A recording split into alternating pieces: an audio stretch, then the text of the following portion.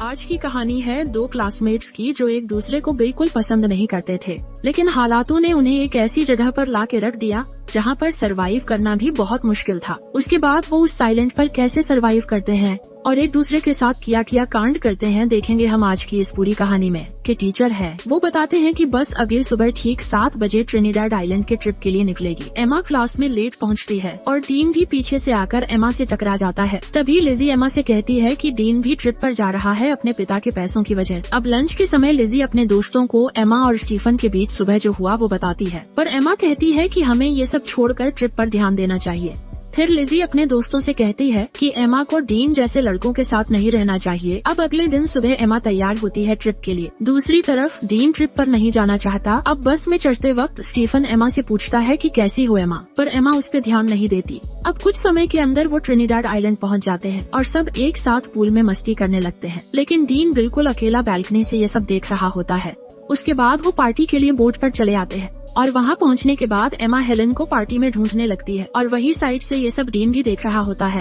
तभी वो एमा से कहता है कि तुम्हारा बॉयफ्रेंड तो मजा कर रहा है और सबको बोट के सामने की तरफ आने को कहते हैं। तभी अचानक पैर फिसलकर एमा पानी में गिर जाती है और वो भी उसे बचाने के लिए पानी में कूद जाता है और फिर उसे बचाकर एक छोटी बोट में ले जाता है। अब उस बोट की रस्सी बड़े बोट से जुड़ी हुई थी तो डीन उस रस्सी को काट देता है और एमा के पूछने पर वो कहता है कि मुझे पुलिस के झंझट में नहीं पड़ना है। और तभी वहाँ पर तूफान शुरू होने वाला होता है, लेकिन डीन देखता है कि इसमें तो मोटर ही नहीं है। इसके बाद सुबह हो जाती है और दोनों लहरों की वजह से बोट के साथ अरेबियन सागर में पहुँच गए थे, पर एमा के फोन में नेटवर्क नहीं आ रहा था। फिर एमा डीन से कहती है कि हमें पार्टी बोट का पीछा करना चाहिए था। वो बात ही कर रहे थे तभी अचानक एमा को थोड़ी दूरी पर एक आइलैंड नजर आती है और वहाँ पहुँच के एमा फिर से फोन के नेटवर्क को देखती है, पर वहाँ भी कोई नेटवर्क नहीं मिलता। और फिर दोनों आगे बढ़ने लगते हैं इस उम्मीद में कि आगे जाने पर उन्हें कोई मदद मिल जाएगा। इनको पता चल जाता है कि डीन और एमा दोनों ग्रुप से मिसिंग है। वहीं एमा और डीन आगे बढ़ रहे थे और कुछ दूर चलने के बाद उन्हें जंगल के अंदर एक खूबसूरत वाटरफॉल दिखाई देता है,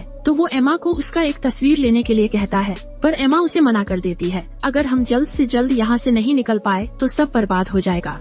और कुछ घंटे बाद वो दोनों इस आइलैंड के बिल्कुल किनारे पे आ जाते हैं। ये देख के वो वापस बोट की तरफ जाने का सोचते हैं और जाकर देखते हैं कि किनारे में उनकी बोट नहीं है। समुद्र की लहर बोट को कहीं ले गया था। फिर आगे हम देखते हैं कि वो पूरा दिन चलते चलते थक चुके थे और सूरज भी डूब जाता है। इसके बाद डीन आग जलाता है।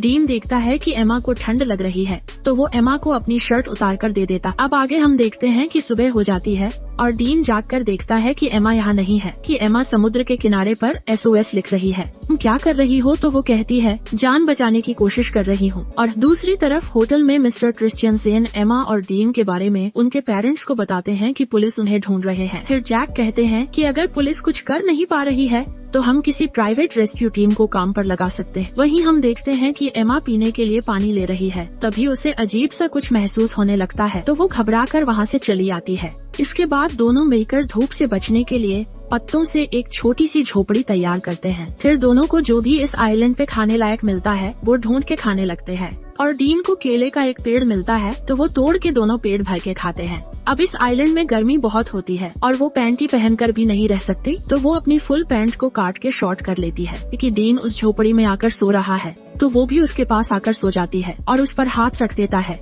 पर एमा को ये अच्छा लगता है और वो कुछ नहीं कहती। एमा डीन को कहती है कि मैं यहाँ नहा रही हूँ, तुम दूसरी तरफ जाओ। क्योंकि एमा कहती है कि इस आइलैंड में कोई और भी है, इसलिए मैंने कहा था। जिसके बाद अगले दिन जैक बारबरा के साथ हेलीकॉप्टर लेकर एमा और डीन को ढूंढने निकल पड़ता है और एमा डीन को बता रही होती है कि वो अपने परिवार को बहुत याद कर रही है, पर डीन उसे कहता है कि ये शायद कोई मछुआरा या फिर कोई स्मगलर होगा जो यहाँ आकर मर गया था, और उसे विश्वास दिलाता है कि अगर हम एक दूसरे के साथ ऐसे ही देते रहेंगे तो हम यहाँ कभी नहीं मरेंगे। अब वो एमा को किस करने लगता है। एमा पहली बार किसी को किस कर रही थी और उसे अच्छा भी लग रहा था। और आइलैंड में एक तूफान आता है और इस तूफान को एमा पहली बार एंजॉय करके बहुत खुश थी, तो एमा बहुत घबरा जाती है और उसे ढूंढने के लिए जंगल में चली जाती है। फिर वो दोनों वाटरफॉल में नहाने लगते हैं और यहाँ डीन एमा को बताता है कि उसकी माँ एक कार एक्सीडेंट में मर गई थी, जिसके बाद दोनों बारिश में डांस करने लगते हैं। अब एमा डीन से कहती है कि मुझे फिर से तूफान के मजे लेने हैं। फिर डीन एक बार फिर से तूफान लाने की तैयारी शुरू कर देता है। एमा के दोस्त को अभी भी लग रहा है कि एमा और डीन अभी भी जिंदा है। दूसरी तरफ डीन एमा को हरी रोशनी के बारे में बता रहा होता है, जिसके बारे में उसकी माँ ने उसे बताया था, पर डीन ने उस रोशनी को आज तक कभी नहीं देखा है। वो समुद्र में नहाते हैं और जब भी उनका मन करता है तो वो तूफान और भूकंप के मजे लेते रहते थे। अब एमा डीन से पूछती है कि तुमने पहली बार कैसे किया था? तो डीन बताता है कि जब मैं स्कूल में था तब मेरा एक दोस्त थी जो मुझसे उम्र में बड़ी थी। तो वो पूछता है तुम्हें कैसा लगा? तो वो बताती है कि अच्छा था। इसके बाद एमा कहती है कि मुझे और एक्सपीरियंस करनी है। तो डीन कहता है कि ठीक है। तभी अचानक उन्हें एक प्लेन की आवाज सुनाई देती है, तो दोनों खुली जगह की तरफ भागने लगते हैं, लेकिन तब तक वो प्लेन उनसे बहुत दूर चली जाती है। फिर आगे हम देखते हैं कि कुछ दिन और बीत गए हैं, पर उनके ऊपर से अब तक सिर्फ एक ही प्लेन गुजरा है। दोनों झोपड़ी में बैठ के बात करने लगते हैं कि उन्हें अब घर वापस जाने की उम्मीद छोड़ देनी चाहिए। तभी अचानक डीन को किसी जानवर की आवाज आती है, तो डीन जंगल में जाता है उस जानवर को ढूंढने के लिए। और वही डीन जैसे ही थोड़ा आगे जाकर देखता है तो वहाँ एक ब्लैक पैंथर होता है और एमा भागती हुई जब डीन के पास पहुँचती है, डीन के पास खून से लथपथ एक चाकू है और उसने एक ब्लैक पैंथर को मार दिया है। और यहाँ एमा और डीन ने भी आइलैंड पर जीना सीख लिया है, क्योंकि उन्हें जो उम्मीद थी कि उन्हें कोई बचाने आएगा वो भी अब खत्म हो चुकी थी और सभी उम्मीदें छोड़कर खुशी से एक दूसरे के साथ देते हुए दिन गुजारने लगते हैं। तो डीन ये देखकर उसे पूछता है कि क्या तुम प्रेग्नेंट हो? तो एमा कहती है कि नहीं, उल्टियाँ बस ऐसे ही हो गई हैं। पर जब वो दोनों बात कर रहे होते हैं तभी एमा की खोई हुई चीजें ऊपर से गिरने लगती है। वहाँ पेड़ पर एक बंदर होता है जो उनके सामान फेंक रहा होता है।